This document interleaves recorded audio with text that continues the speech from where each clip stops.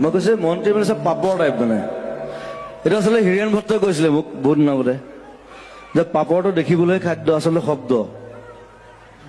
তো মই চিন্তা কৰিলো হয় এইটো কথাটো আৰু মন্ত্ৰী এম এল এ বিলাক কেনেকুৱা মানে লেকচাৰ বেছি মাৰে একো কাম নকৰে মন্ত্ৰী এম এল এ চব পাপৰহে মাত্ৰ দেখিবলৈ খাদ্য দেখাত খাদ্য টাইপ লাগেতো চব পেটলা হে ক্ষীণ মিন মন্ত্ৰী এম এল এ ক'ব দেখিছেনে মন্ত্ৰী এম এল এ হোৱালে চব পেটটো ওলালে আৰু এনেকুৱা এটা বাই